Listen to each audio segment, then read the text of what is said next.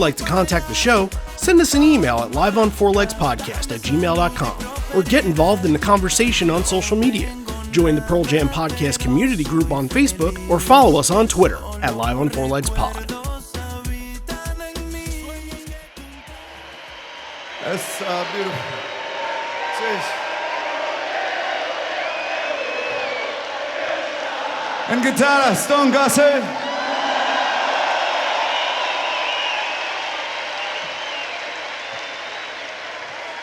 In the audience, Buenos Aires.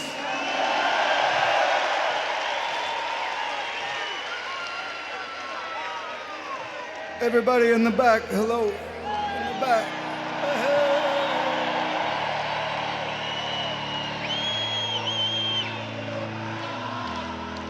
I'll just say something in English. Everybody up here on this stage came from small towns or small beginnings. In school, didn't really pay attention to the globe and the planet because we knew we'd never get there. All these other places on the planet. And to come back here for the second time and have this kind of response from all of you is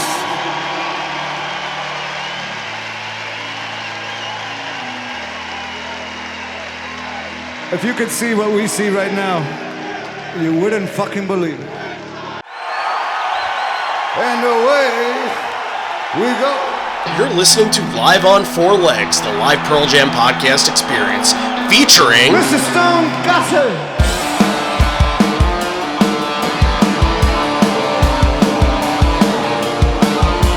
Gentlemen.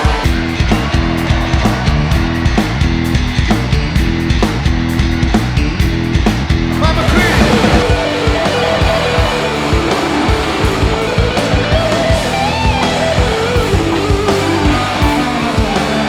Matt fucking Cameron in the drum.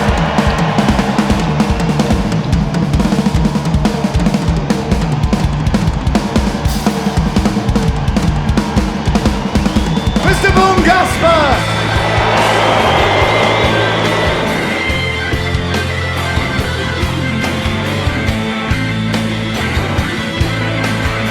You can call me Al, you can call me Ed, you just fucking call me, why don't you?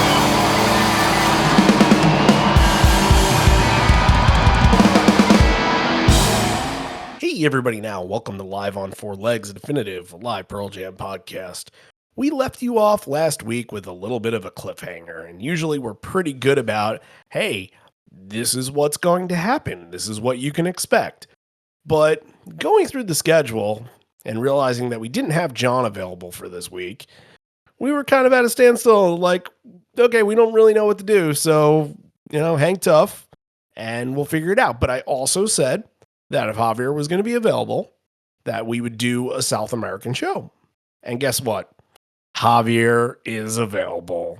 It's going to be me and Javi tonight, you guys. It'll be a special show because, yes, we are doing South America. We are doing Buenos Aires 2011.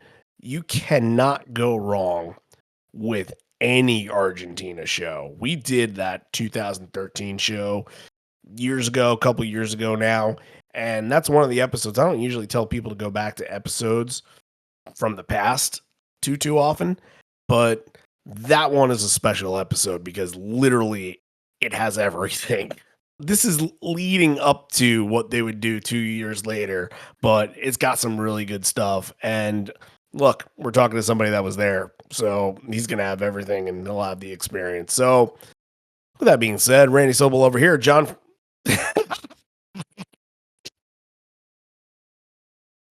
Don't edit that. Don't edit that. Keep it as it is. I can't believe it. Well, it is not John. It is me. And we're going to keep it as it is. We're not going to cut this off. Let's keep it this way. I don't fucking know your name anymore, man. The initials, it's like JF and JH. It's just like 2 letters away or something. I have no excuse. Yeah, similar. I'll take it. Well, good evening, my dear friend. How are you? Good evening. I wish I knew your name, but we'll introduce ourselves at some point in the future. How are you? I'm good, man. I'm good. I'm excited. I'm very excited to cover this one. This holds a special place in my heart. So, yeah, I can't wait to get it going.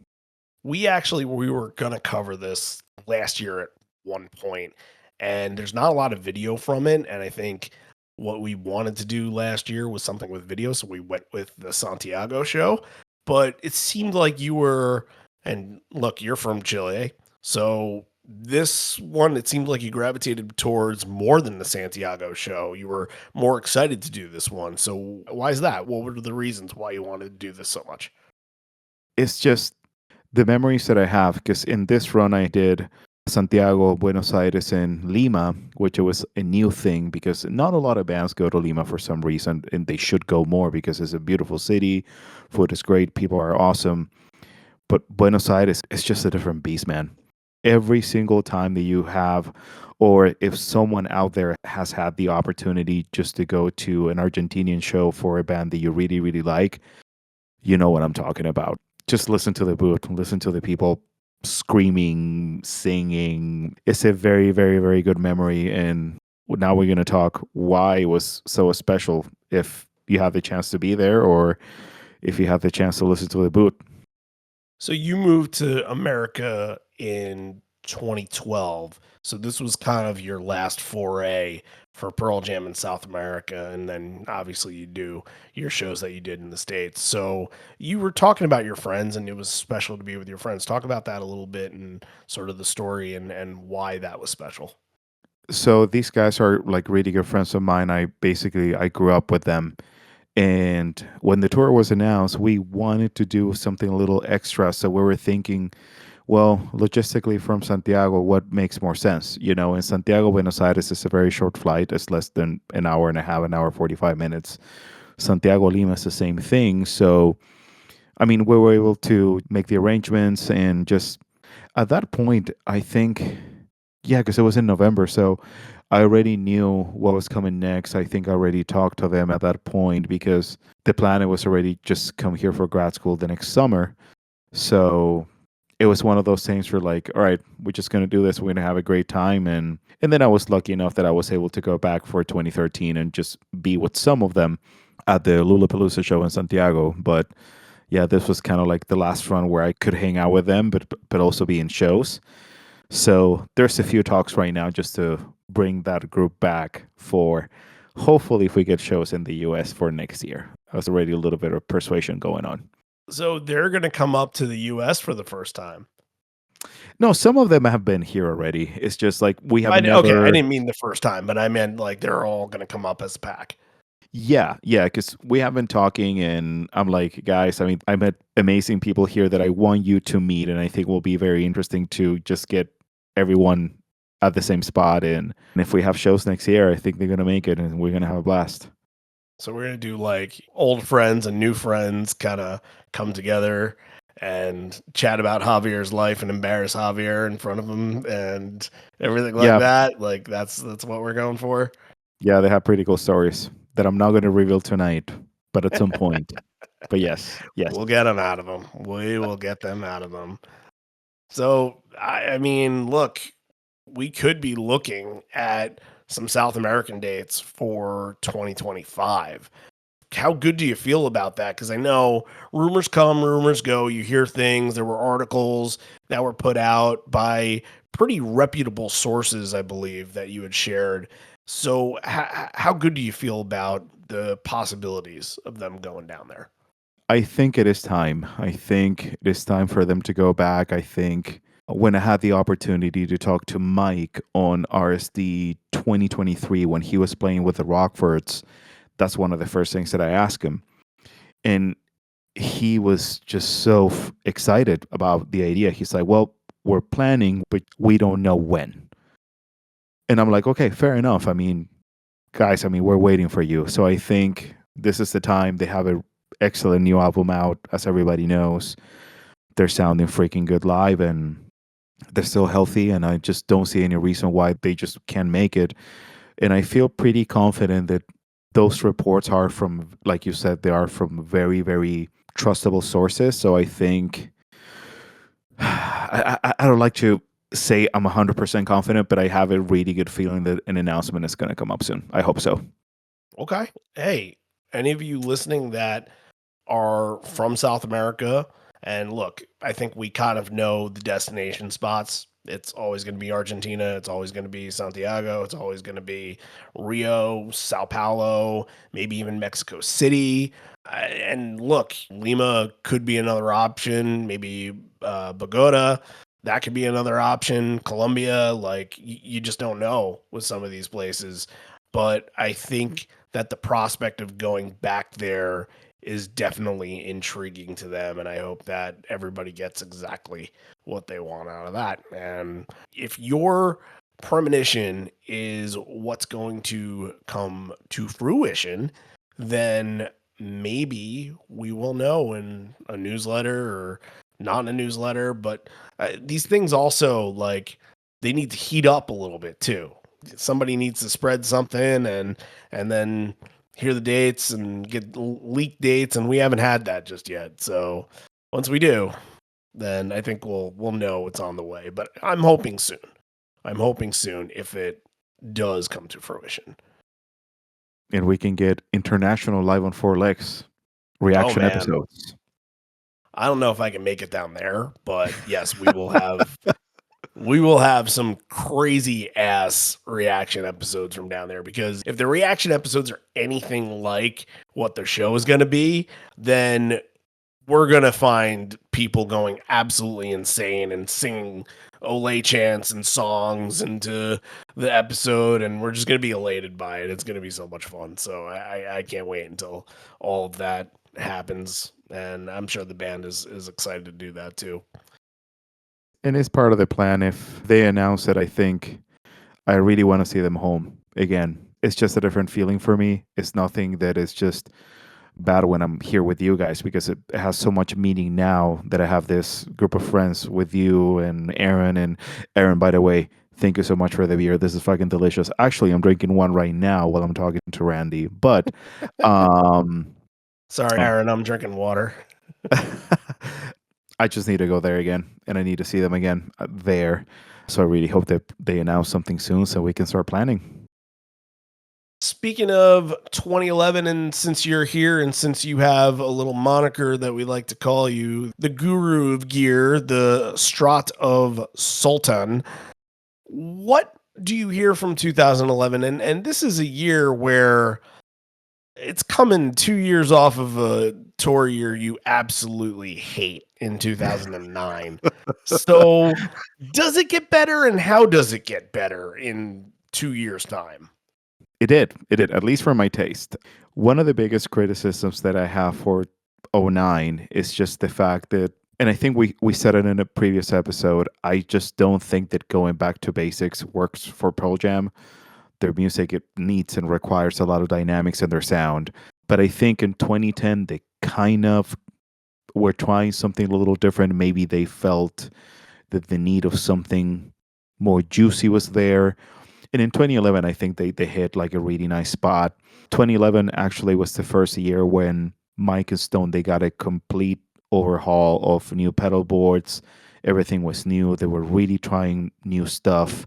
And actually, once we get down in the set, there's plenty of songs that you can really hear Stone really pushing the amp. And there's a term that probably some guitar players out there that you listen to this, you're going to hear, or you have heard in the past, it is called sag, which is, this is something that happens when the tubes, they're pushing so much, especially in the output and the rectifier, that you don't have full enough power to get the tube back kind of like in place.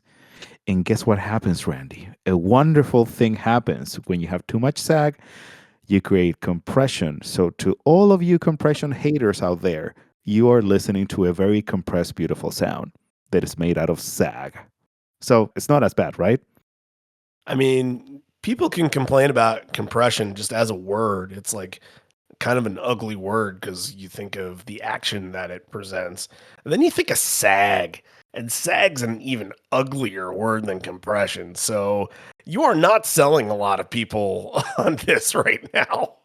Okay, I'm going to rephrase it. We're going to call it squashed. How about that? Well, if anybody is more of a fan of vegetables than they are of, compression things, then I suppose we found a common ground here. But you'll have some people very, what's that compression you said?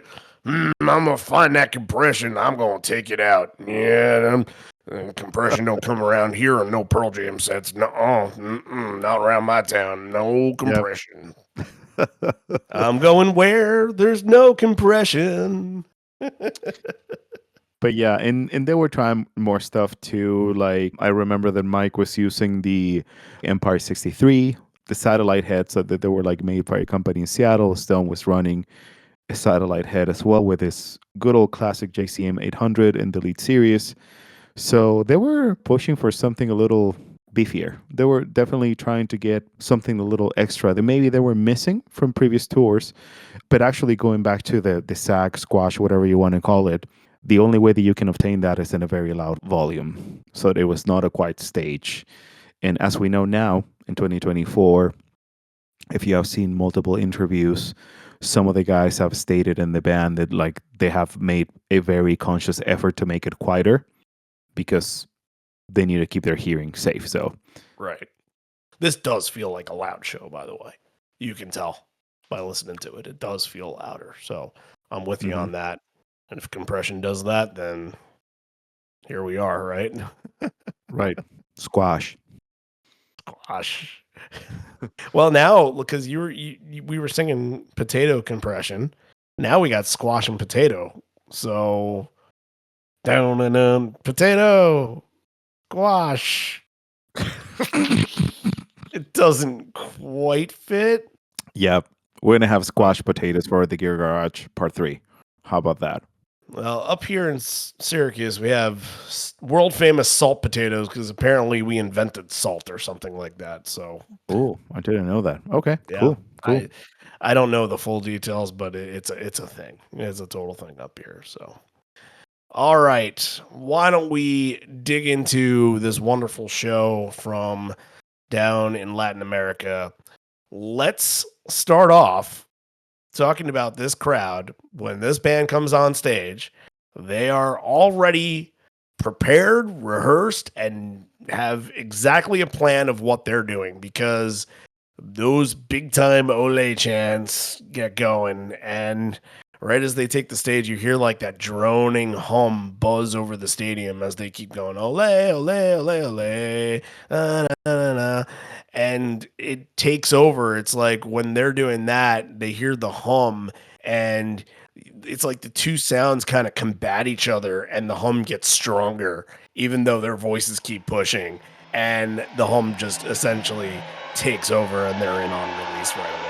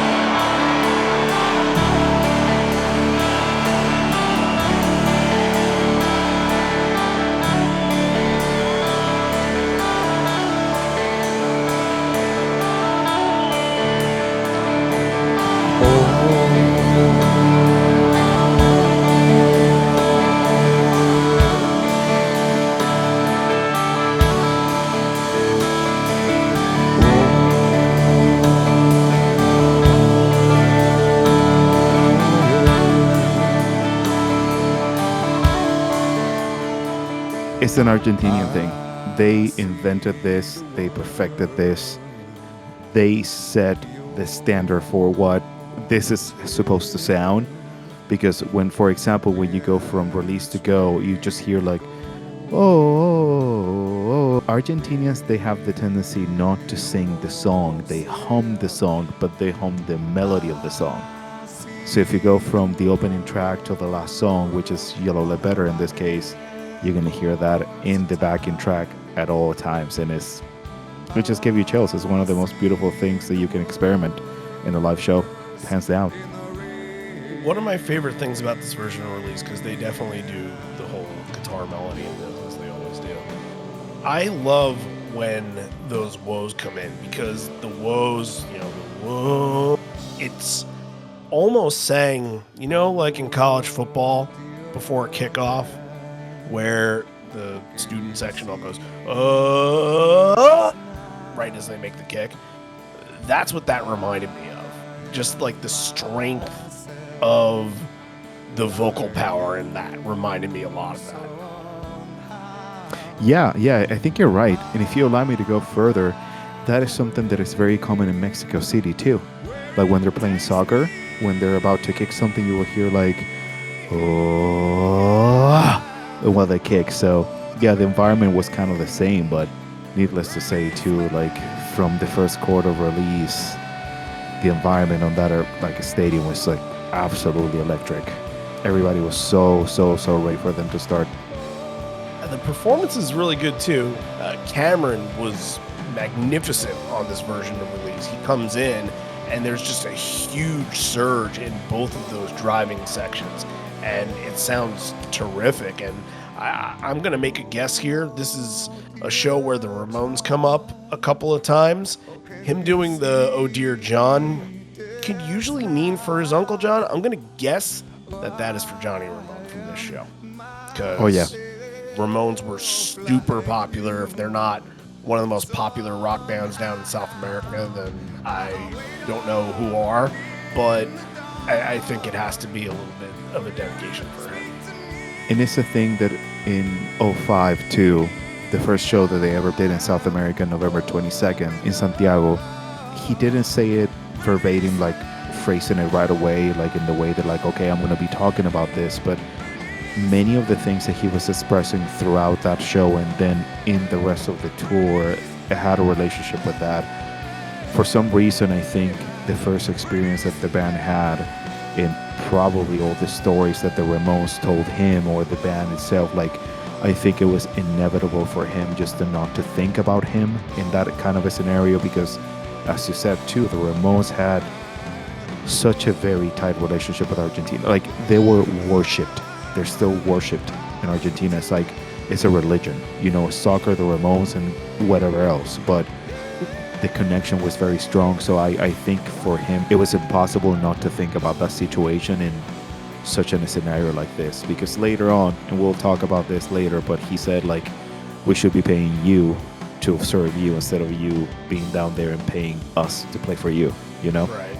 Yeah, we'll get to that. That's some kind of quote right there for sure. So here's the interesting thing about this show. There aren't a lot of stop and talks. So when you come off of Release, this is exactly what you're getting. You're going go, and then you're doing the Interstellar Overdrive intro to Corduroy. You're doing Hail Hail, and you're doing Given a Fly, all in a big bunch. So this is going to get compressed together, but I think there are some moments to highlight here. So what's your moment from these? There's a couple of these that I can just pinpoint and be like, yeah, this is amazing because of this crowd. But tell me what sticks out to you from these first four. Go, because I remember that everybody was in trance after Release. I was just like so into it. And then you just hear Matt giving the tempo, and then it was freaking loud. It was like da da da da da. And then you hear the people exploding again, and then you hear like the oh, and then everybody gets jumping and singing again. So for me, that's definitely a thing. I really like Interstellar Overdrive in this show. I thought that it was a really nice little break in between, I will say, for the first two. And then Corduroy, Hell, Given to Fly was just one kicking your ass after the other one till it finally decided to talk. Your point on Release and the Go is right on the money.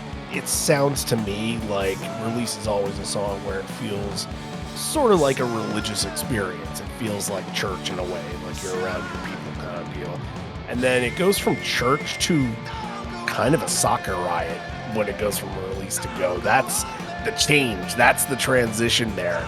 It just shoots up, and the whole entire crowd, you can feel just by listening and not seeing the visuals of this, that they're all jumping up and down in unison, all 60,000 of them, or however many were there. It's just the crowd is just exercising incredible vocal capabilities at this show and are just shot out of a cannon during go 100%. And even in between, because there's this little spot where Go and Interstellar Overdrive, they stop for a second, maybe get Ed's guitar on, and the crowd refuses to take a break singing in between these songs. It really is a testament to how intense they are. And it really, honestly, I think that version of Interstellar Overdrive, and not just that, but Corduroy as well, is so fired up because of that moment, because the crowd got to sing that little bit. Before that, I think they hear that and they're like, oh my God, listen to what they're giving us. Now we have to come back and respond to that. That's this whole show. This whole show isn't the crowd's trying to respond to the band, it's the band is trying to respond to the crowd. That's insane. I think you're right. Honestly, thank you for saying that, because now I think I can look in with a different perspective. I think the band was trying to keep up with the crowd. Yeah. You know, and now I'm so glad that you said that, because I was always trying to offer my perspective from a listener's point. But now that you're saying that, yeah, they were trying to keep up with the crowd, because they did okay, more than okay. But yeah, they were just definitely trying to keep up with everything that was going on. It's just 100 mile per hour heaters. Just, you start an inning with throwing 100, you're throwing gas. And it's like, shit, okay, well, where do you go from here? You threw your best pitches, but you got a lot left in the tank, and the crowd is hitting home runs while they're throwing gas too. So it's, baseball references in October. You guys know where my head is at right here. Let's go Mets, baby. How about them Mets? And I hope that, because by the time this episode could come out, they could be eliminated if it is a 3-game sweep. So I hope that doesn't age horribly. But I said that about the Mets like 2 weeks ago, and here we are. We're still talking about them. So Corduroy to me was phenomenal. I think like that build up for the bridge and the crowd just being on top of that and clapping and just Mike letting it rip during that, I think is a massive moment. I think Hail Hail had tons of power in this. And then Ed starts to chant at the end of Hail Hail that the crowd kind of fires back on too, which was a pretty cool moment. But we have a good little laugh at Given a Fly as well. That's another really, really good South America show, because they all do the whoa, whoa. And I wonder if that kind of tosses Ed up a little bit, like he's paying attention to it, and he's like, oh wait, yeah, I gotta sing again. So he fumbles a little bit before the well fuckers line and sort of laughs at himself, and then he just cruises from there. But again, he has to keep up with them. When you get that far, it's special. You know why he fumbled and laughed? Because at that point, we were louder than the band. And that's amazing considering what you just said about the tube amps and Yep. how loud it was. Yep, because I remember that, because everybody kind of like, why he's laughing, and then you couldn't hear the band. You just could hear the whoa, whoa, and it gets louder and louder and louder and louder.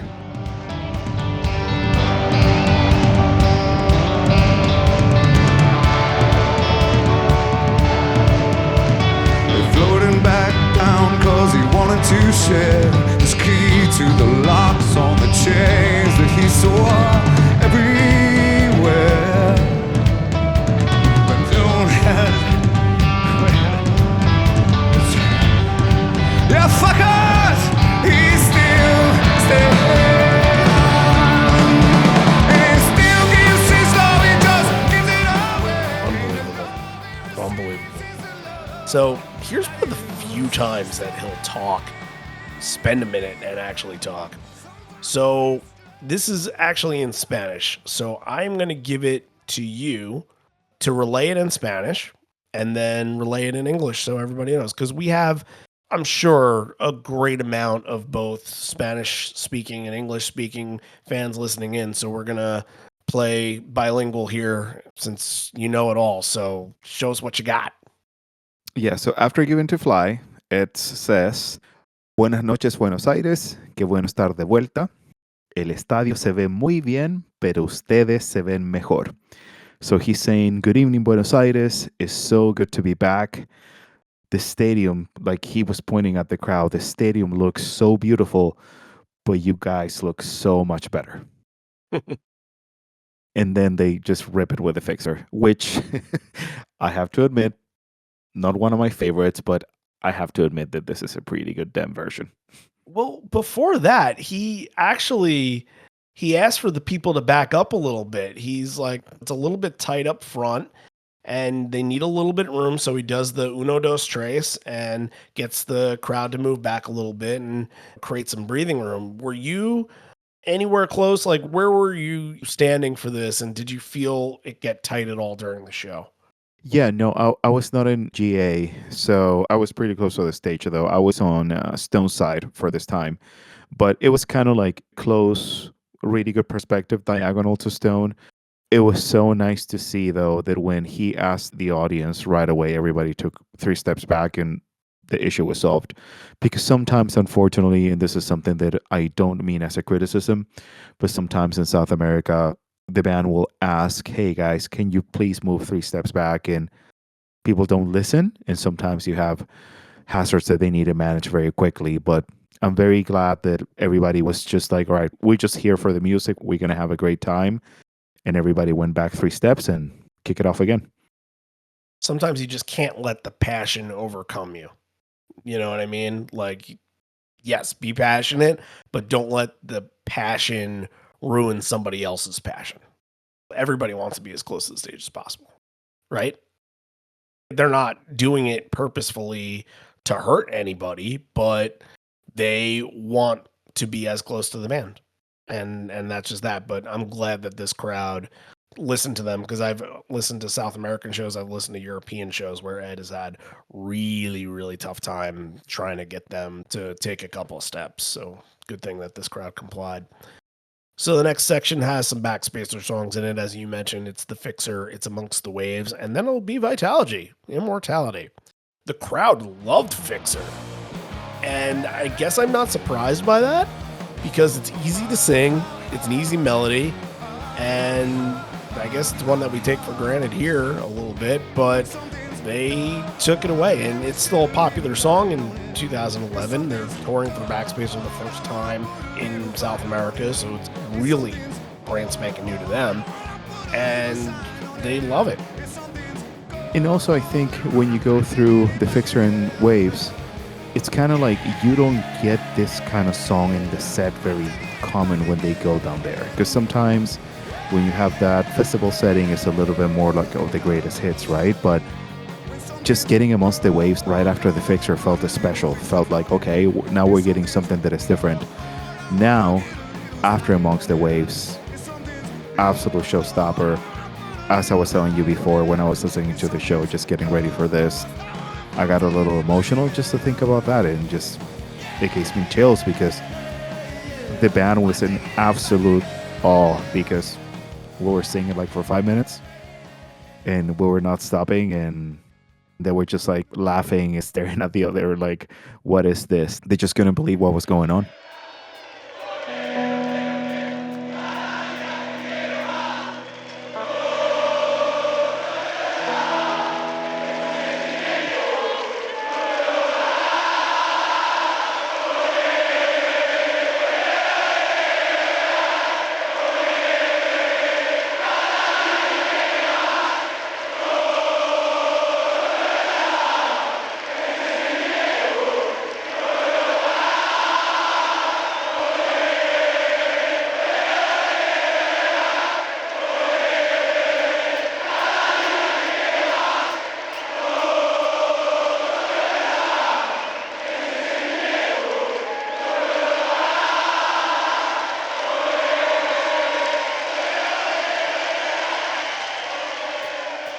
What are they singing in between here? Because they have their soccer chants and everything like that, but like specifically, what were they doing in between these two?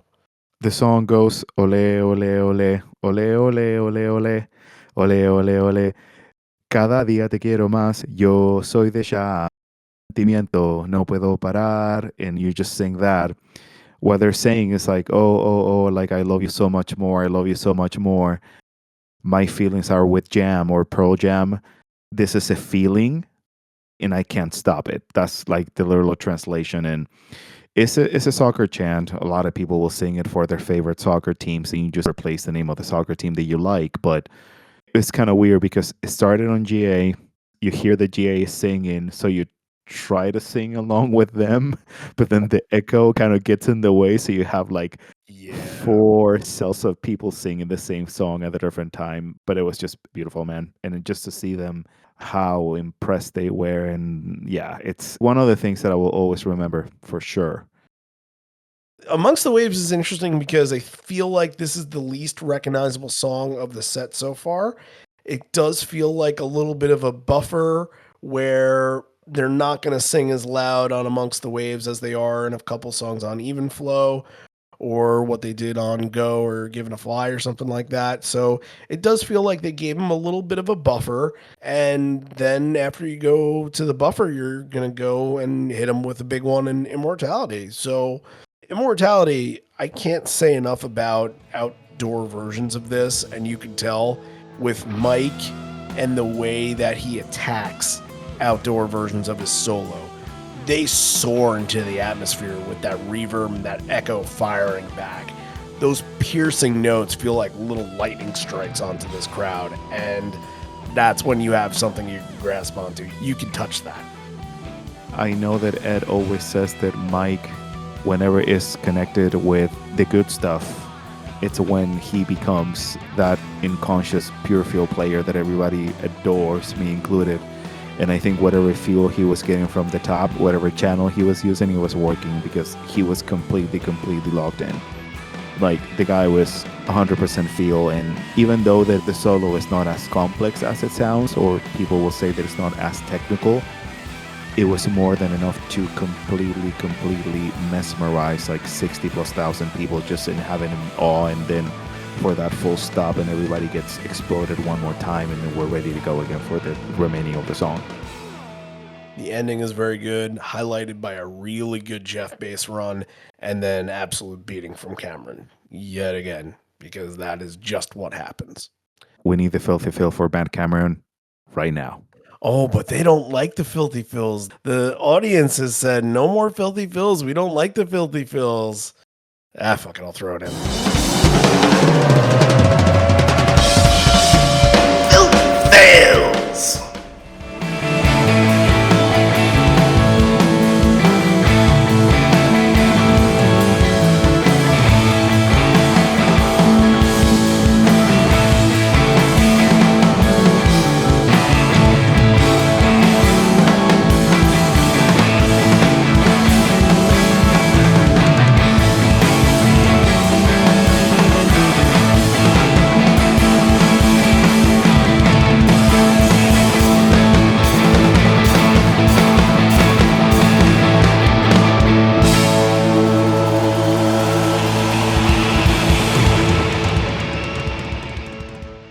Thank you.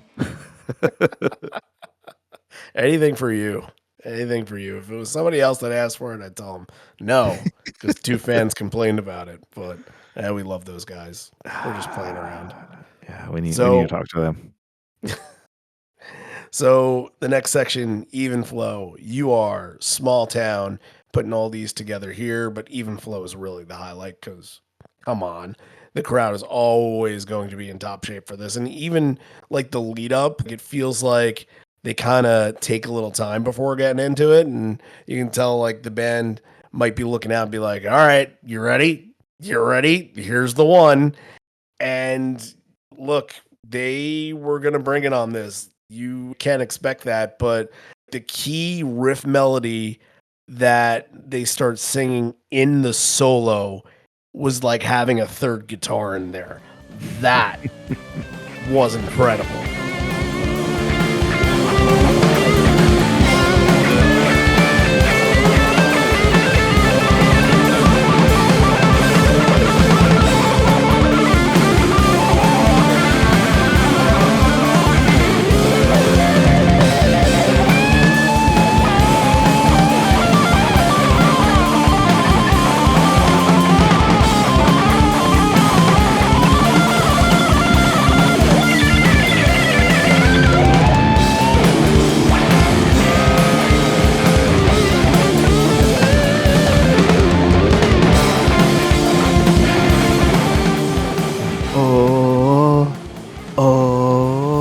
That's all you hear. Exactly. That's why you hear all the time. They're just special people, man. There's not enough that I can say about them. They're just great. It's probably, as a Chilean, this is going to hurt me to recognize. I mean, they're the best artists in the world, hands down. Yeah, I know that most people's takeaway from South America is probably Brazil, but for me, it's always been Argentina. Yeah, I think we had a conversation with Dukes. Shout out to Dukes in Seattle. Dukes is my enemy right now. Oh yeah. Because the Phillies. I just did the math. No, man. I mean, I'm sorry, but if somebody else says out there's like Brazil is better, or no, dude. Buenos Aires is the prime. Buenos Aires is always going to be the standard for everything else. That's what it is. Yep. They all listened to this bootleg and came back in 2013 and 2015 doing exactly what Buenos Aires did, especially the 2013 show into the 2015. They all went and did what Buenos Aires did. There's no question about that. I'm telling you, and it's with every band, like AC/DC, Pearl Jam, you name it. It's just, how many DVDs out there we have right now, like live in Buenos Aires? I mean, tons. Exactly, because there's a reason for that. So, yeah. The crowd comes back in on the build with Cameron at the end. It sounds like they let it breathe a little bit, like Cameron just keeps playing over the crowd and letting them do the whoa, whoa, whoas. Then Ed even joins in a little bit on that. The mic solo is, again, fantastic. Again, those notes are traveling and soaring just like the same way that they were doing on Immortality. It's a very shreddy version at first, but then he gets to holding out those notes and letting them soar, and that sounds terrific. But the ending, Ed just lets them go. They take it away, and it's another marvelous rendition in South America. I think for You Are, and even for Small Town a little bit, You Are is another buffer moment after a big moment. So for those that are going down to Buenos Aires and are looking for deep cuts, I think they got one with this. It's the check mark of a Riot Act song, but it didn't quite have the full feel of the crowd. It did feel more like the crowd was just going to watch this one instead of chant along with it, because it's not one of those songs. It's not one that you would expect that they'd ever play down there. But again, that crowd, although they love their hits, they like to collect too. They listen to the whole catalog too, so they need that kind of stuff. And then Small Town is a good follow-up. You have the build back of the wave, and it's going to hit with a couple of songs in a second here, but it's a little bit of a missed opportunity that Ed didn't stop and say, hey, here's some Argentinian small towns, and shout out to them, because I think that would have gotten a huge reaction. But you know, when you're singing along to Small Town, that's like any other crowd. Any other crowd's going to do it. They just do it better. So. And he did that in Santiago. He did. Mm-hmm. And actually, he named my hometown. Hey, look at that. Yep. I apparently don't remember that from the episode. I'm sorry. No, you're all good. But yeah, he did that in Santiago. But going back to You Are, if you allow me to go back for a little bit. Sure. That was kind of the song that everybody kind of like, what is this song?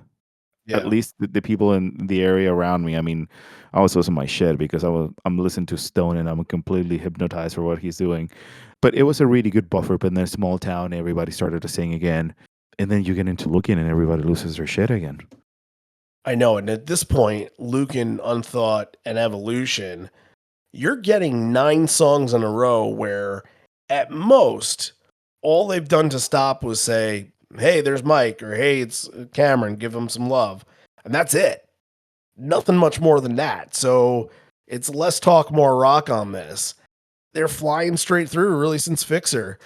It's extremely impressive to do that, especially mid-set after you had a bunch that you did that with to begin the set. And this is going to be 33 songs within 2 hours and 40 minutes, which doesn't feel like that difficult of an accomplishment, but when your crowd is going to take over on half the songs and leave this band speechless, then yeah, you're going to have some time that you're going to need to make up for this. So thankfully, Lucan doesn't make up for a lot of it. So you're just getting the minute there. Unthought sounds pretty good here. I think the crowd was nicely involved, but Evolution is going to be the one that overshadows it.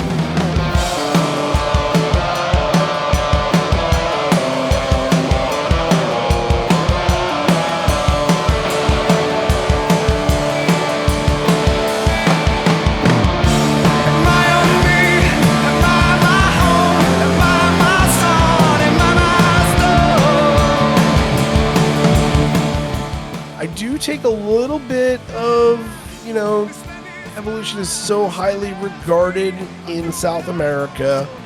It feels like such a weird spot for it here because it's just kind of random. It's just randomly thrown in. If it were in a spot, because we get to the encore, we're going to have a couple of low-key songs in the encore. If it happened after Last Kiss, I think it would have been perfect. I think the place would have erupted.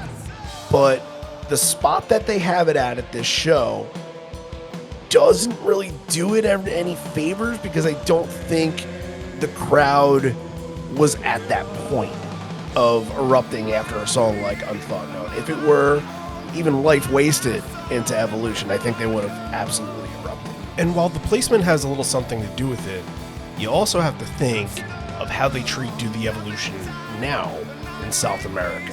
And that is that you hear the first whoa, whoa, whoas, and Ed is usually egging them on to do another go-around.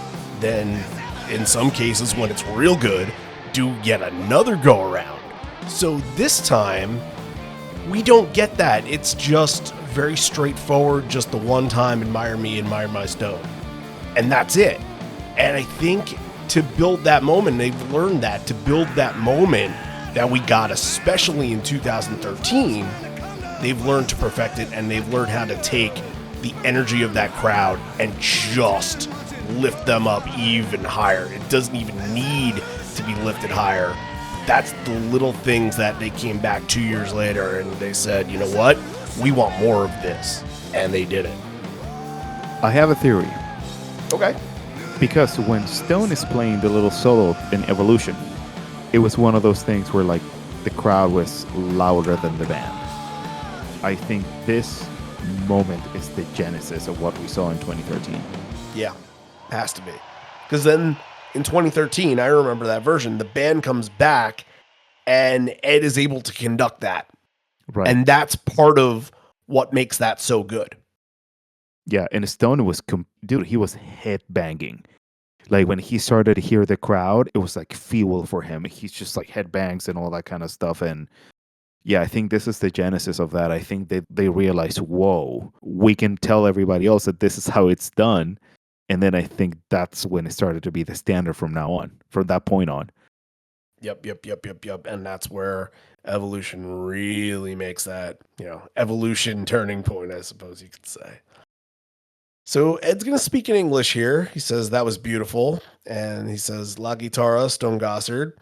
In the audience, Buenos Aires, as he's mentioning, hey, here's a band member, and you are also our band member. In the audience, it's Buenos Aires.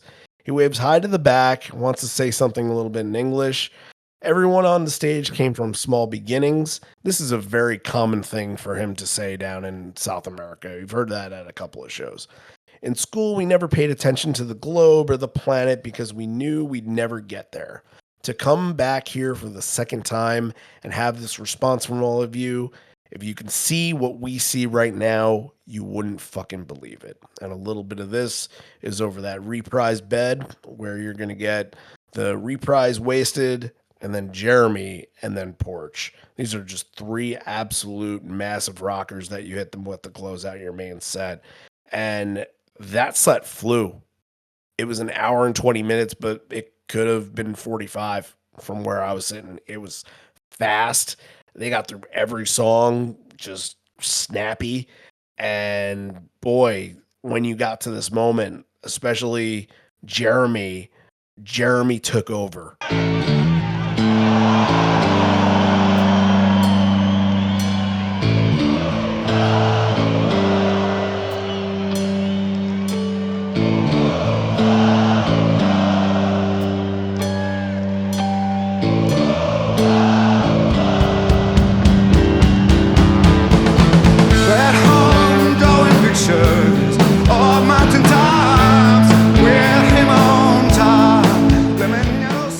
Jeremy could have taken over the damn country. That's how massive this version was. And it's not like the post Even Flow spot, because Even Flow was probably the last big moment, and Jeremy is probably one of the best moments for this crowd this night, because you have the bass line that they're humming back in the beginning, and just the reaction when they hear Jeff come in is like they just played the rarest song in the world that everybody didn't expect to play. You know what I mean? It was just as joyful as hearing Grammy at Ohana to them, you know? Like, it just had that major feel of it, and the whole entire time that crowd is lit up, and I'm sure watching this crowd was just as good as watching the band in this moment. When the Jeff line started, I remember that my friends and I were both like, watch this. Like, we were both like contemplating like GA down, because everybody was just kind of, wow, listen to this. Like, this is insane. And it didn't stop throughout the song. Even at the chorus at the end, it got even louder. And whoa, that was just beautiful.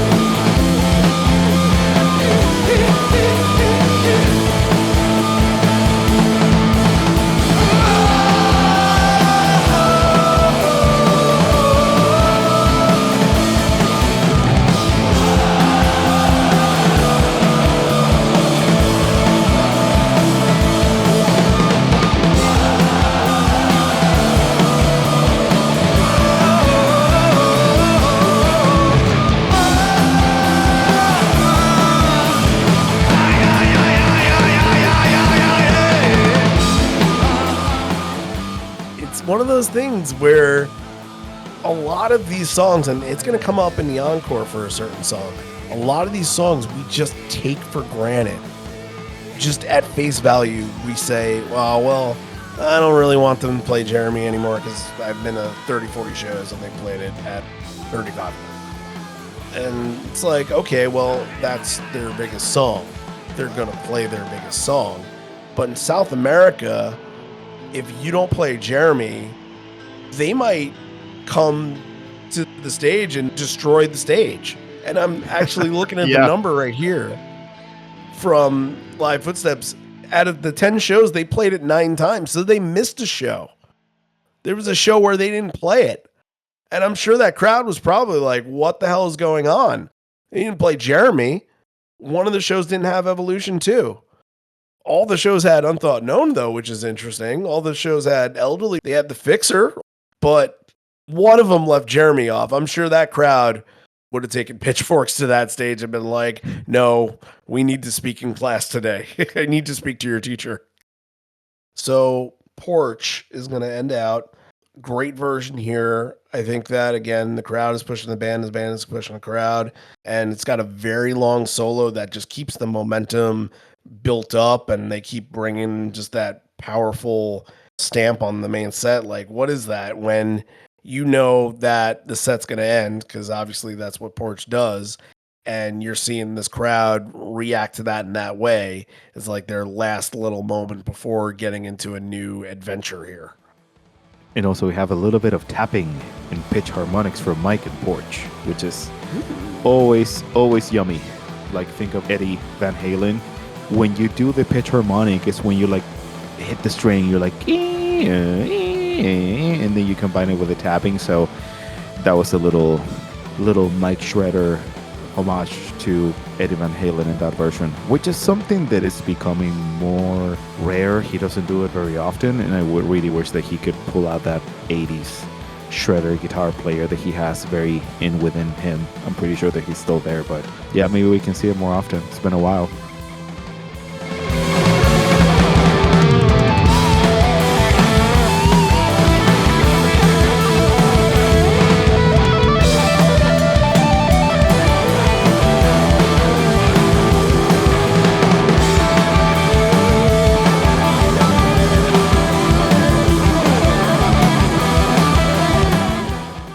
encore. Let's pause for station identification and talk about a couple of things. Thank a couple people because we got a couple new patrons this week. So a big thank you to, I guess this is a joint account for the Patreon. Todd and Chris both signed up. So Todd and Chris, thank you, as well as Jacqueline.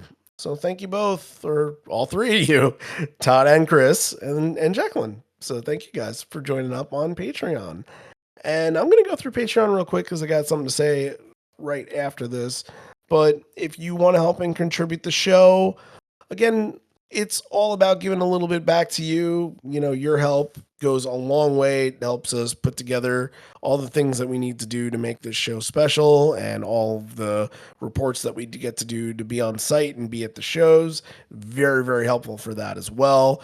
So in return for the bonus leg, you get all of the content that's on the Patreon platform. We've been doing it for like 6 years now, so there is no lack of content. You can go back to the whole thing and listen to the Evolution episodes, listen to all of Javi's Gear Garage episodes, which, how are we looking? We got another episode for Dark Matter that we're thinking about. Am I right?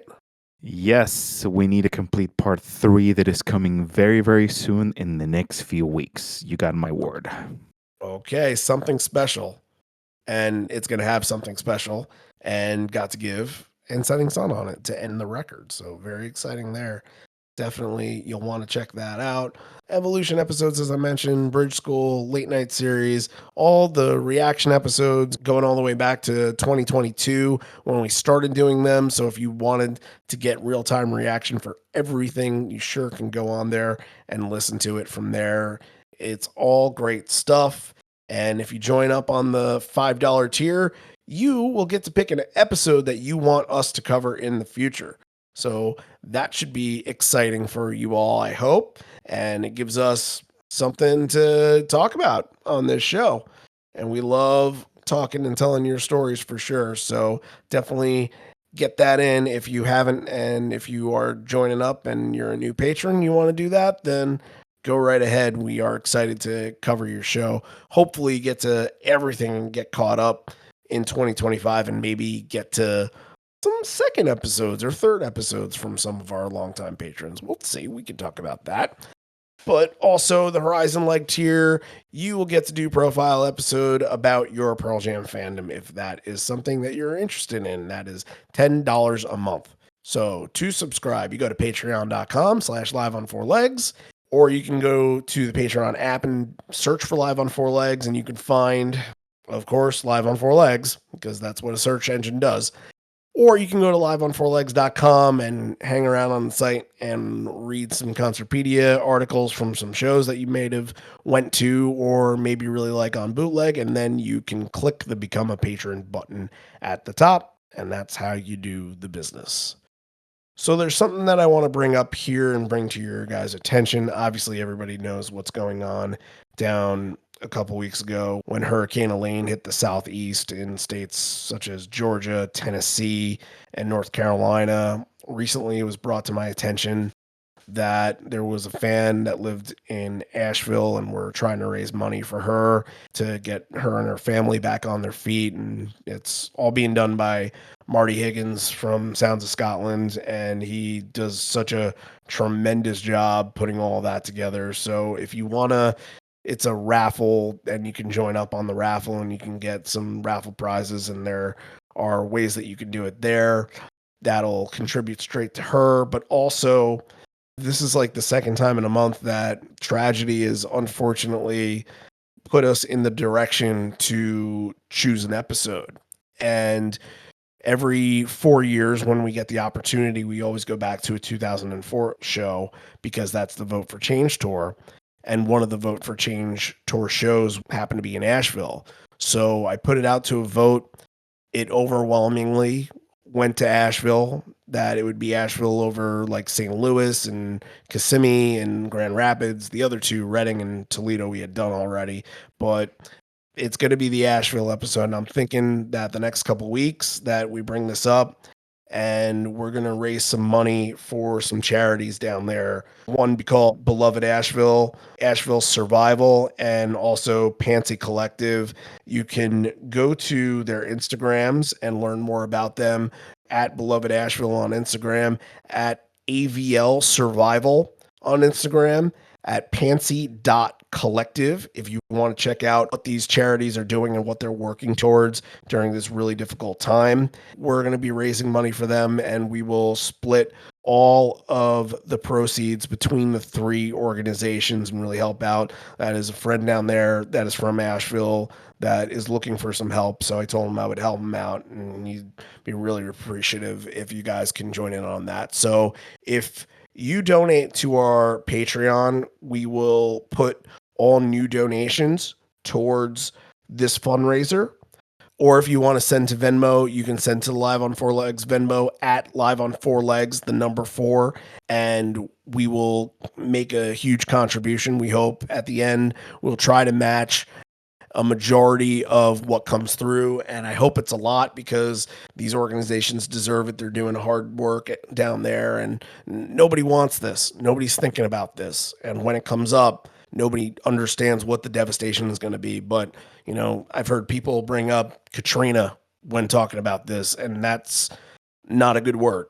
For all of you that know, obviously, Hurricane Katrina, Hurricane Sandy, those are ones that really caused some horrible damage, and it looks like Asheville is really getting the brunt of what's going on from Helene too. So we want to do our best, and we're going to do the fundraiser up until that Asheville episode. So let's give the people of Asheville a little bit of help and some support there. And then when it comes time on our Asheville episode, we'll let you know how much we were able to contribute and donate to these wonderful causes. Again, Beloved Asheville, Asheville Survival, and the Pansy Collective are the places on Instagram. You can check them out and check out what they do to help out these organizations, to help out their community. So any donation works. If it's $5, if it's $25, it doesn't matter. It's all going to go to a great cause. For those who might be overseas,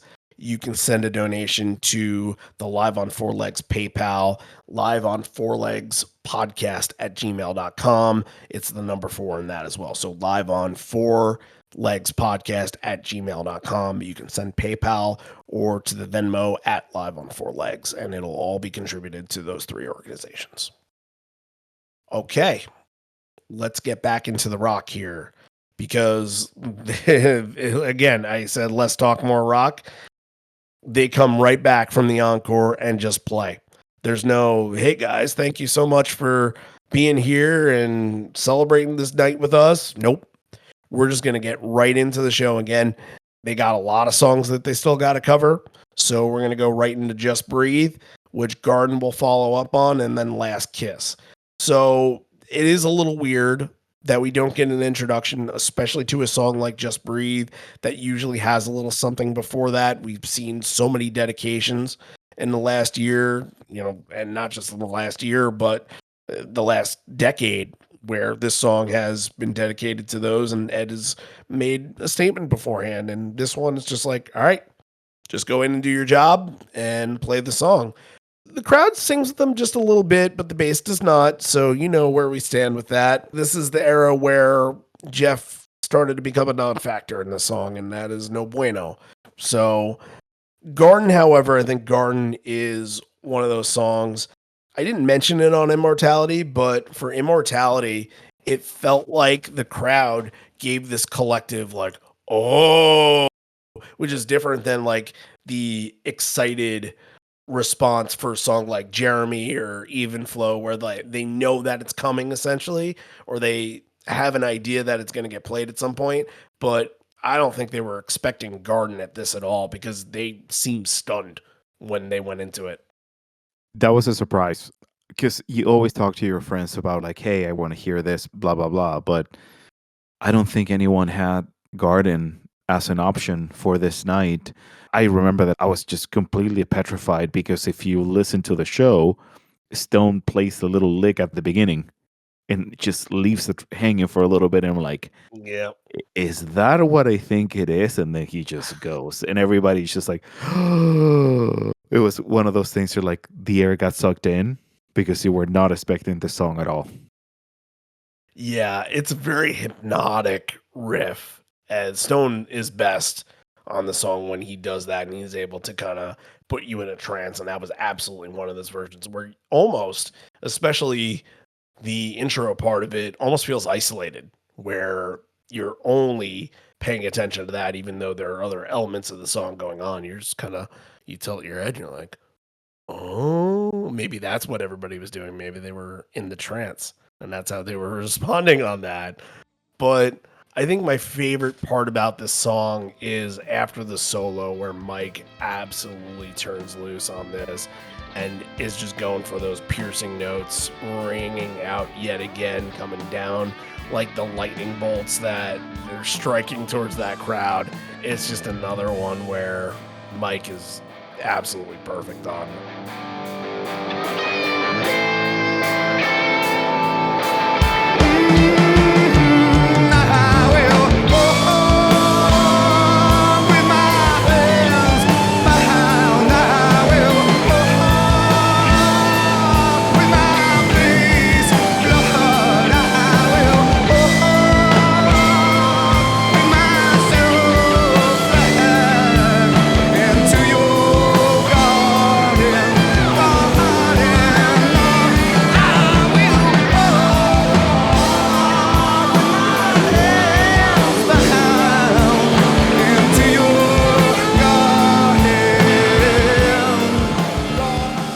And then Last Kiss. when you talk about Jeremy, I think Last Kiss is right in that same wheelhouse of so many people are like, I just don't like the song anymore. But when you put it towards a crowd that Pearl Jam doesn't play to very often, that has been listening to this on the radio for years and years and years, and it's a big song. It was a big song here. It's a big song there. The crowd absolutely loves it. There is no collective groan when it comes on. They don't care. They've not been through the ringer like us, where maybe it got overplayed. They love the song for what it is. And it's very unique, this version, because it starts out where the crowd does the entire first verse, and then Ed goes back to it himself. I thought that was really interesting. That usually doesn't happen. It was kind of a double take in that aspect, but I mean, there are a couple moments in this where the crowd is absolutely those whoas. They nail them. They destroy them. And you got to think that on this tour, out of 10 shows, they played it 7 times. And the last time they played it in North America 7 times was actually in 2006, with a couple of 6-timers in there, like 2013 and a couple here and there. But it's not going to get played for the American Canadian crowd as much, but it's a testament to what this crowd is going to do with it, especially. And I think there's a very special connection with the song, and not because the song is a cover that we know by now, because I was trying to get the right date, but I think it's in between 1964 and 1965. There's a Mexican singer called Homero Gonzalez who made a version of the song. So a lot of our parents heard the song when they were younger too. Interesting. So that's kind of like the Wayne Cochran. Yeah, yes. Wayne Cochran. Yep. Mm-hmm. He's got the tallest hair you've ever seen in your life.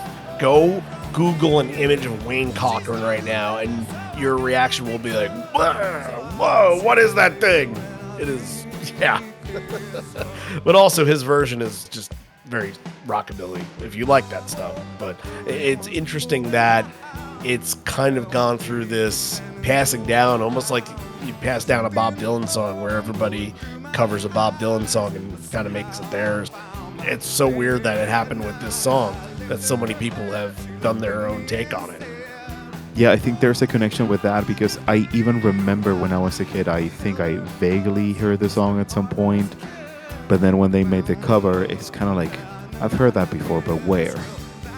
Last Kiss in South America was heavily played on the radio, like heavily played. So even for a first-time listener, maybe sometimes people had the experience that it was not going to be Black, it's not going to be Jeremy or Live, it was going to be Last Kiss as their first experience with Pearl Jam via the radio.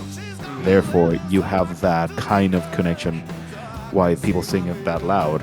Fun story for you, that was my bathroom song. So I was going to the bathroom and I couldn't get to the bathroom, and then they started to play Supersonic. I was like, oh fuck, I need to go back. Okay. So I skipped the bathroom stop for that time.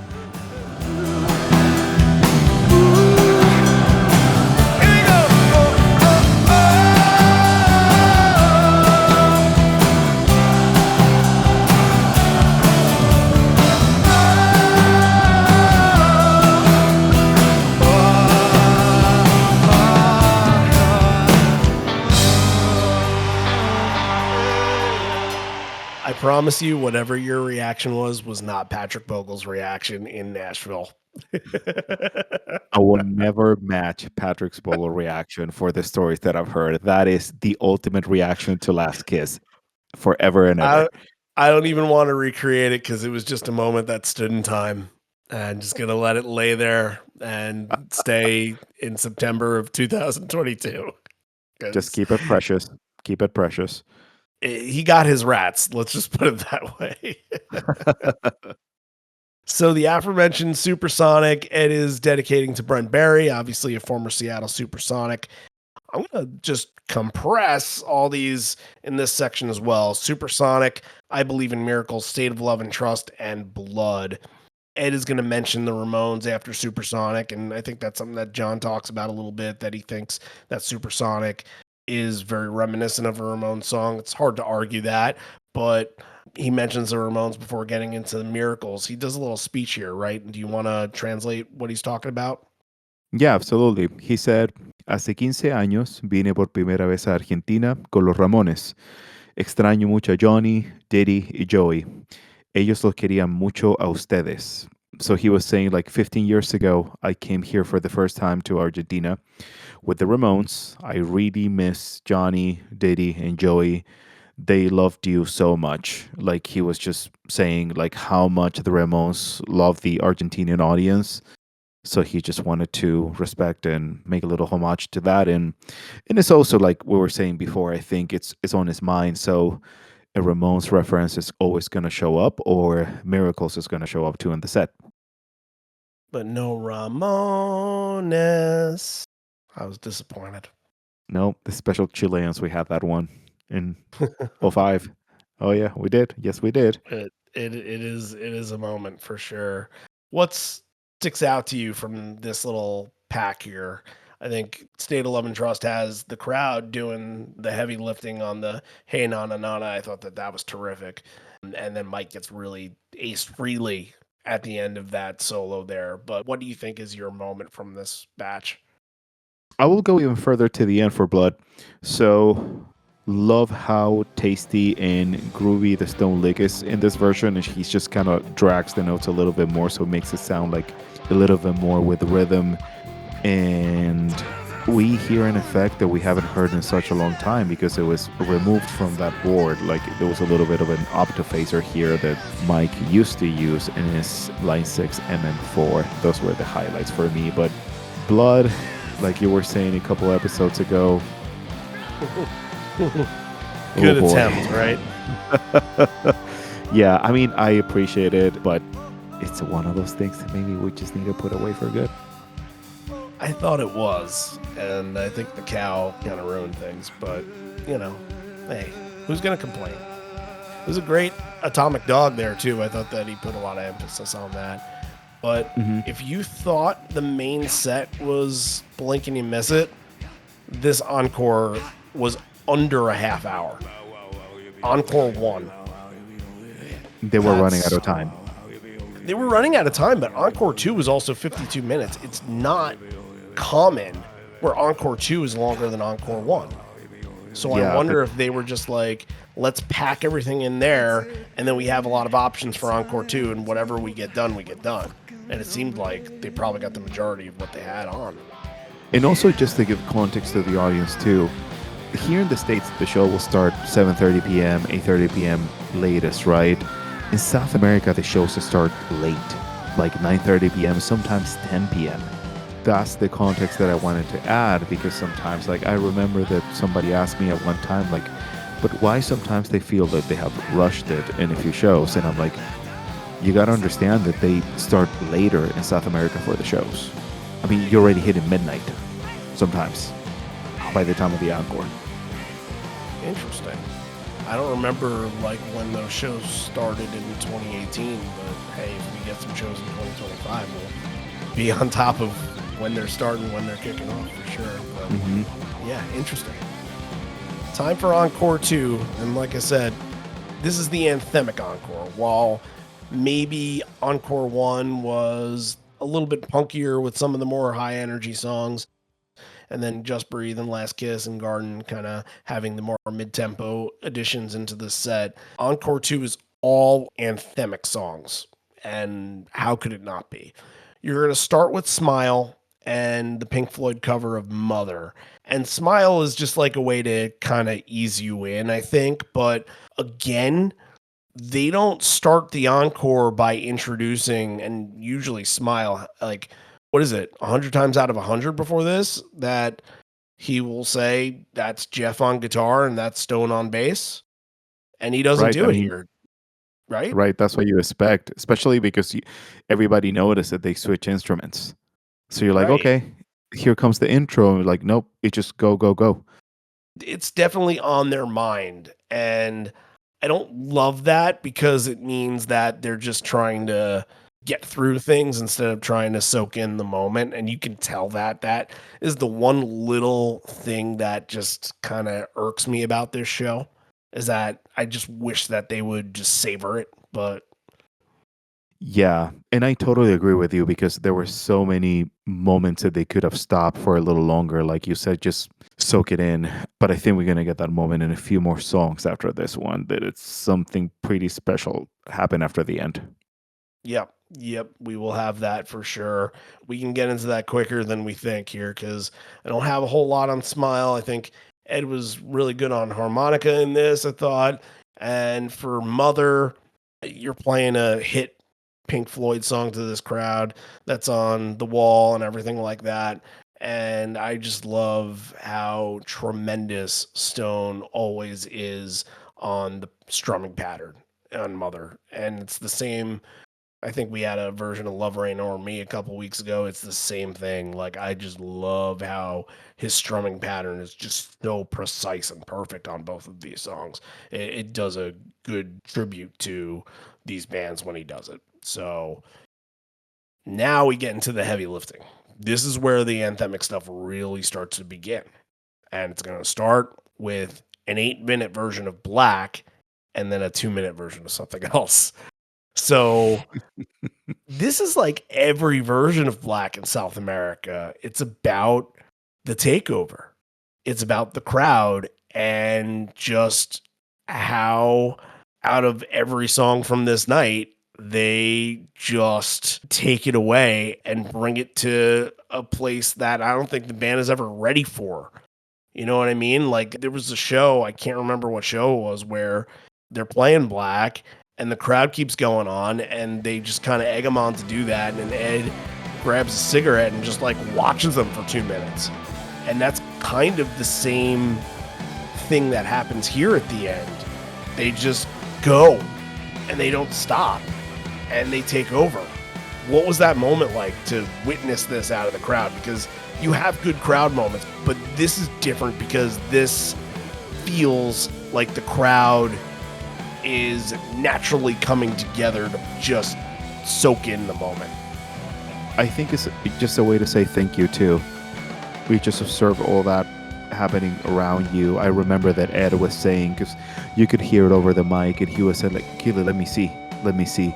He was asking constantly about that, and the entire band is just there observing everything, and they just speechless. But you know that you're deep into the set. You know that you don't have much left with them. And I remember there was a girl like maybe 2 rows underneath us, and she was just absolutely bawling, saying just thank you. She was yelling thank you. And I think it was a lot of gratitude, because this also happened in '05, the first time that they played in Buenos Aires around that time too, and Ed was crying. So this is not the first time that that happened, but it's one of those things that, like, I don't think it needs a lot of explanation. It's just like, listen to it and just enjoy it and enjoy it as it is. So from all the do-do-do-do-do-do-do's, we transition into more Ole chants, more soccer chants, and they let him go. Like, on tape, this is a 12-minute version of Black. The song was 8 minutes.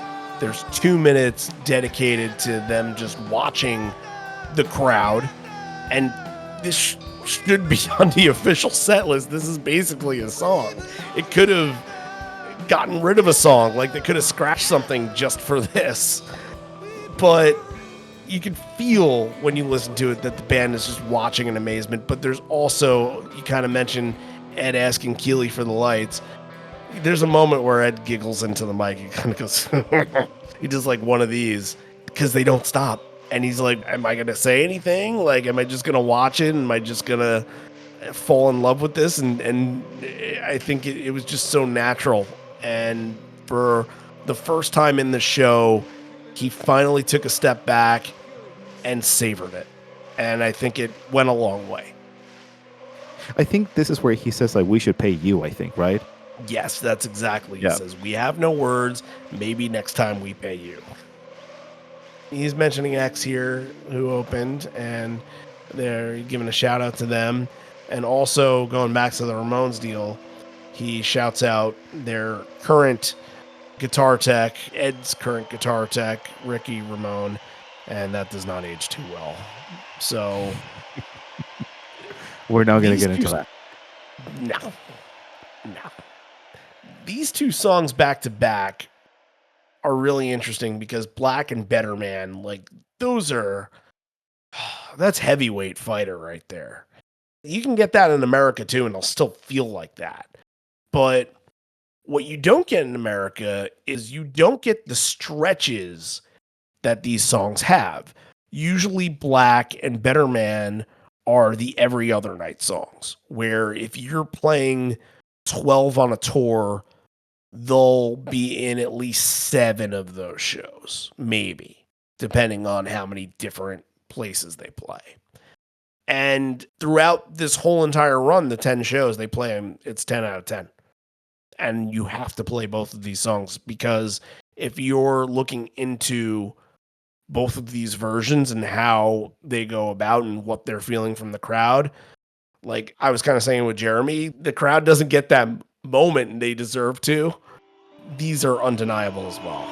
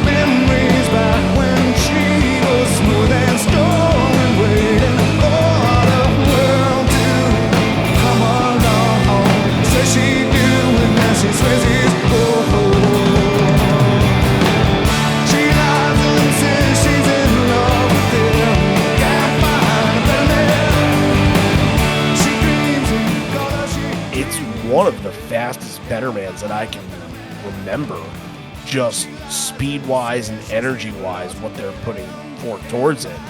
It's really fascinating, and they are just on the money with the whole thing. I was gonna say that because sometimes when you get faster versions of songs like this, sometimes it doesn't work. But in this one, it's just they keep speeding it up and it works perfectly fine. I think at this point, Randy's just like more fuel coming from the audience, and they're just feeding out of that, and they're like, okay, we continue to play, and maybe it's gonna be a little faster, but I think that's what it is right now. I mean, it's so deep in the set. Later in the night, gotta be tired, but the energy was so high. There was no low point around this show. Even in songs that you were not expecting to hear, there's no point that the band was not feeding up of all that we were giving it to them, you know? Yeah, and I think you feed off of that, and obviously Save It for Later is going to be a thing, because it usually is, but you mentioned the Ramones a lot of times already. We get what's pretty uncommon, and I Want to Be Your Boyfriend tag out of this, and it sounds really good here. Again, I think like the little things that get added to this that just kind of play towards the crowd and giving them something a little extra that they know that they'll appreciate. And more Ramones, the better. So yeah, this is an outstanding version of Better Man in all facets.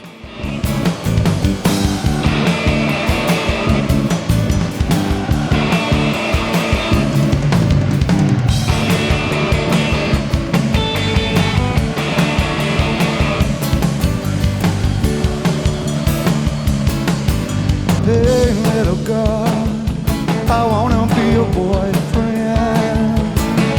Oh, hey, little girl, I wanna be your boyfriend. Oh, hey, little girl, I wanna be your boyfriend. Oh, hey, little girl, I wanna be your boyfriend. Boyfriend, boyfriend, boyfriend. Boyfriend, boyfriend, boyfriend. Can I trust you? You won't leave me. We got 4 more songs to close out our set, and again, they're all going to be ripped right through. Why Go, Alive, Rockin' in the Free World, Yellow Ledbetter. That is your bread and butter. Why Go, we were talking about a little bit before we started, felt a little weird. Like they could have just done Better Man into Alive and it would have been fine. Like this Why Go, I think was just feeding off some energy and giving them just one more, because that's another song. I believe that's 10 out of 10. Yeah, all 10 shows. It didn't have to be in this set, or it could have been in another spot, but it's throwing in the more. The bulk of the set is about the quantity, and the quality just comes along with it. For me, Why Go should have been the scratch. I know some people are going to be like, you're crazy, but it feels weird in the spot. I prefer Why Go way early in the set, but you have so many emotions going up in the air right now that you imagine going from like Black, Better Man, Alive, just right on with everything that was going on. I think it would have added even more than what is already like up in the air at that point, but yeah, it's kind of strange to just hear Why Go at this point. Really good version though. Like the solo was super tasty, but personal preference, I just like my Why Go early in the set. I mean, it could be one of those things where wordplay comes into the equation where it's like, we've been here and we've witnessed this. Why go home? You know what I mean? Yeah, It could be a little good bit point. of that. But I think out of the 4 songs here, my highlight is without a doubt Rockin' in the Free World, and the fun back and forth that Mike and Stone are having soloing at the end of this.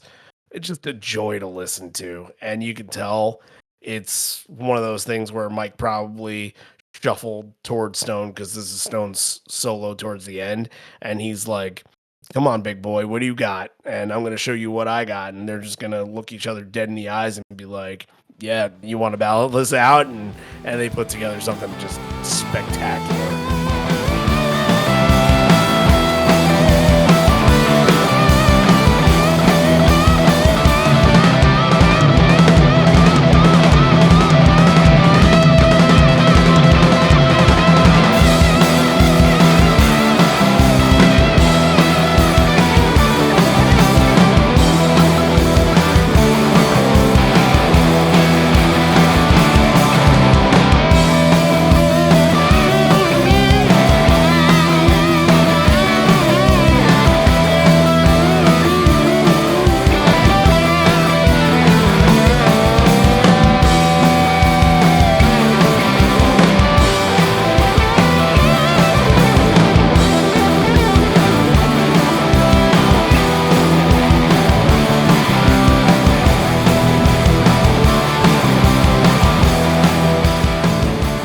love when they do that. It's kind of like, all right, let's do a little duet here. But yeah, awesome version. I really like it. And I remember I was trying to like kind of remember as many things as I can.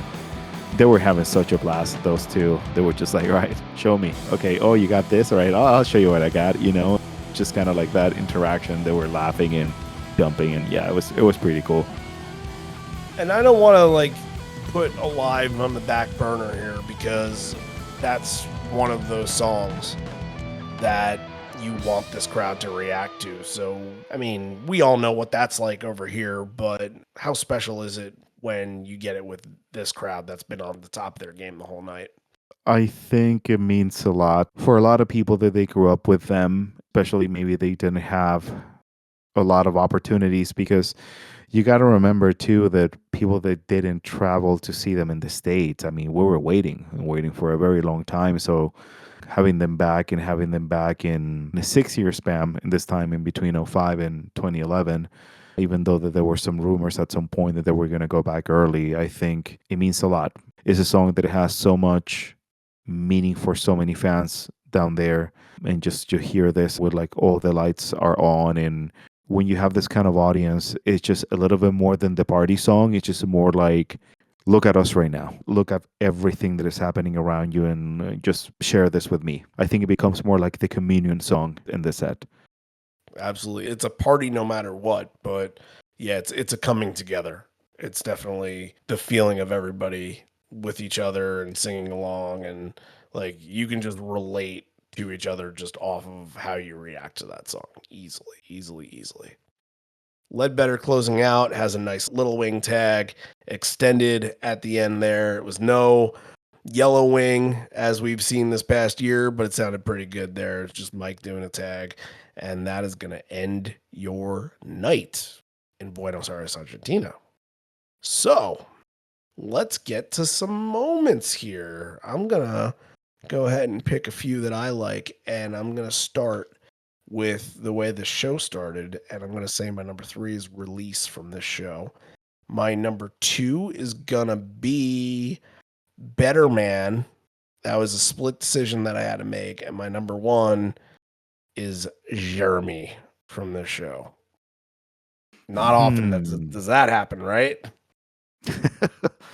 I'm very surprised right now. I like it though. Can I just have 33 moments and I could just include them all? My number 3 is going to be Black. Just the memories that I have, especially at the end. Life Wasted. I just love the intro. I love how Stone sounded, and We barely talked about it. I know. We kind of skipped it. Damn it. But anyways, go when you listen to this episode, go back to the SAG comment, and you know what I mean. My first one is going to be Amongst the Waves. What happened after that? Really? When we started to sing along. Oh, that Yeah. part. Okay. Yep. Yeah. Yep. Right after the end. Yep. That's very special for me. Those are all very, very good moments, and we barely talked about Amongst the Waves either. We talked about that, but not Amongst the Waves. Mhm. So now we get into how we rate this show. As we kind of mentioned here, I think that it's a very good South American show, and I think it shows you the best of what South America can do for 2011. Not what the South American crowd was able to do post this show. Now, they have outdid themselves to the fullest extent in more recent years. 2013, mention it again. Like, that is a classic show. If you've not listened to it, you absolutely need to. That is your gold standard of South American shows. I wanted to hear more camaraderie. I wanted to get the feel from listening to it that Ed and the guys were reacting to it. I know when you see the visuals of it, you get a better feel for it, but that kind of threw me off a little bit. Like little things, little details, just like not talking to start encores and stuff like that. For this crowd, I think you need to say something, and it doesn't have to be a whole lot. There is a language barrier, but I mean, they are speaking their same language. The language is music, and the language is coming together because of the music. So some of the structure things were a little questionable too, but overall, very good. I'm giving it a 9. Okay. Yeah, I feel that is fair. For me, I'm trying to be less sentimental about the fact that it has a lot of meaning to me because it's a show that I like experience with friends that I really care about. For me, it is a 10, and I'm going to explain why. Because I think that even though we had the opportunity during that tour just to listen to them in Santiago and Lima and plus the show, I think after the show, and when you see the crowd reaction, and especially because you started to get like the rumors like, hey, you know what happened in Buenos Aires, that kind of stuff. I think this started and set up the standard for what we know as of now, like you were mentioning in 2013, that I totally agree with you. That's the gold standard for a South American show. But I think this was the genesis of everything. Mhm. And for me, I think that's why it's a 10 because of this. And obviously, I have emotional connections to it. But I think this is where everything starts to just the gold standard in 2013. Yeah, okay. I can buy that for sure.